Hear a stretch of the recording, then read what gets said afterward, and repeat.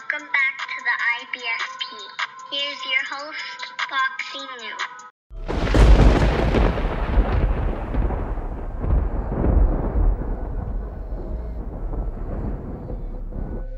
Welcome back, fight fans. Welcome back. Fanboys, be advised, this video contains the absolute truth, may cause hurt feelings, and the need to thumbs down the video. Look, let's just break it down. Overrated. You're absolutely right.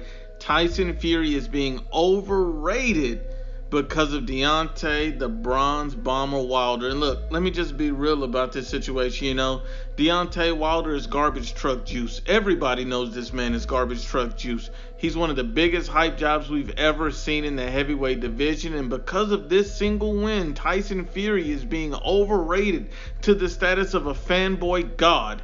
And look, let me just break it down honestly and objectively about it. When we look at it, we see that Tyson Fury win over Deontay Wilder, from my perspective, is a good and quality win. He displayed elite skills. He deserves credit for that win. He beat a champion in their home country, so he does get credit for that. But that win is now being overrated. People are putting him as the top heavyweight in the division. People putting him as an all-time great. People putting him as a fanboy god and some type of legend in the sport for beating a fundamentally flawed Deontay Wilder. So we just got to be real about it. You know, Tyson Fury is being absolutely overrated, and we always break it down with facts, never feelings. And so, you know, when you look at Tyson Fury, you see that this idiot has come out and stated that he punches harder than Anthony Joshua. He's come out and stated that he punches harder than Anthony Joshua. Think about it.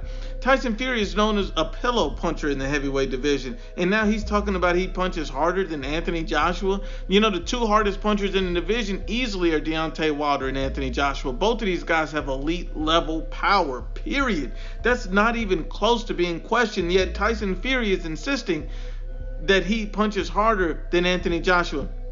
And he uses this because he broke down, hurt, and stopped Deontay Wilder. Now, if we look at that fight, so you're saying that you punch harder than Anthony Joshua because you hurt and dropped Deontay Wilder?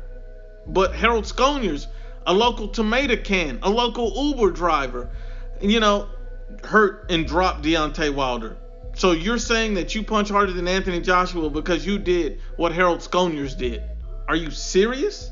Or are you stupid? A lot of people don't even realize Harold Sconiers' record, the time that he dropped Deontay Wilder, was 17 wins and 20 losses. Let me run that back for anybody that doesn't understand.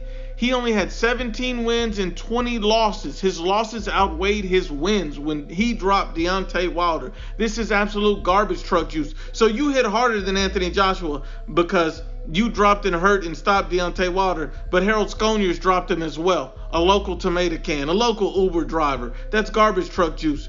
You hit harder than Anthony Joshua, but you couldn't stop Vladimir Klitschko. You couldn't stop Klitschko, and Anthony Joshua did. But you hit harder than Anthony Joshua?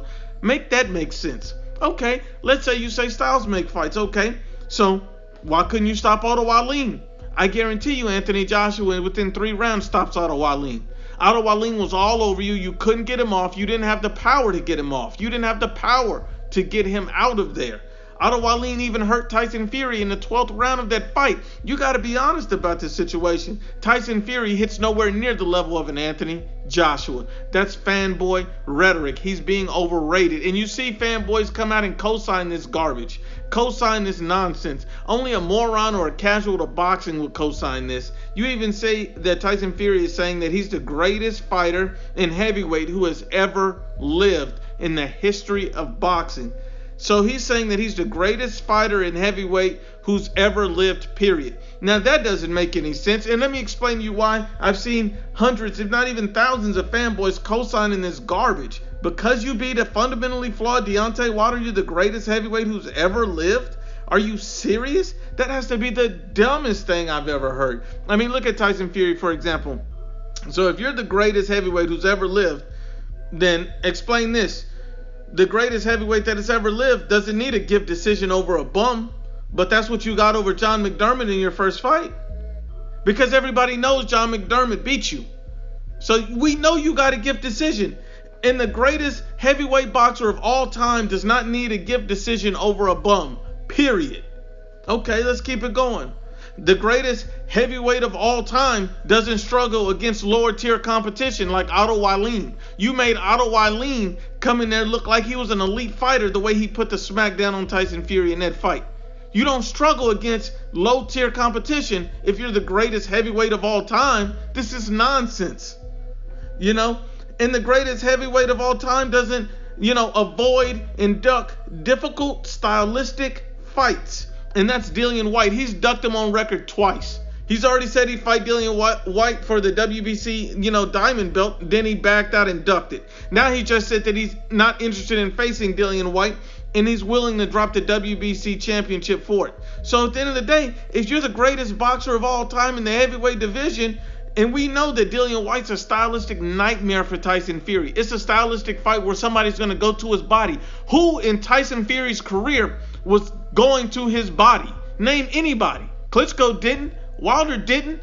Who could go to his body? He's never faced this type of stylistic nightmare for him. Dillian Whyte is perfectly made for a guy like Tyson Fury, and yet Tyson Fury has avoided him now on 2 separate occasions. The greatest boxers of all time doesn't do that.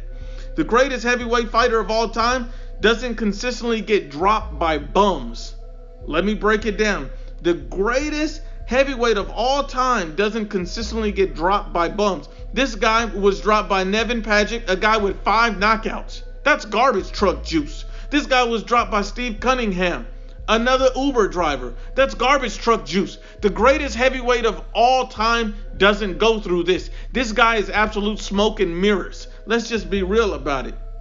Look, and then you see Tyson Fury saying something like, Deontay Wilder is the second best heavyweight. He's the first best, and he'd knock out Anthony Joshua. Deontay Wilder would. So first of all, let's start with Tyson Fury saying that he's the first best heavyweight in the division. So you're the first best heavyweight in the division. You're the number 1 heavyweight in the division because you're facing guys, like Tom Schwartz, Otto Wallin, Francisco Pianeta. We might as well call him Francisco Pinata. Sefer Safiri. While Anthony Joshua, who right now is a unified world champion, who is facing undefeated world champions and facing consistent top 10 level opponents, while Tyson Fury is passing up on top 10 fighters, passing up on elite fighters, passing up on undefeated world champions to face guys like Tom Schwartz. That's why you're the number 1 fighter in the heavyweight division? You gotta be smoking. Let me get this. So you're the number 1 fighter in the heavyweight division because you beat Deontay Wilder, who's the biggest hype job today. He's the most fundamentally flawed heavyweight champion in the history of the sport. You fought a guy who loses the vast majority of his rounds to almost anyone he fights.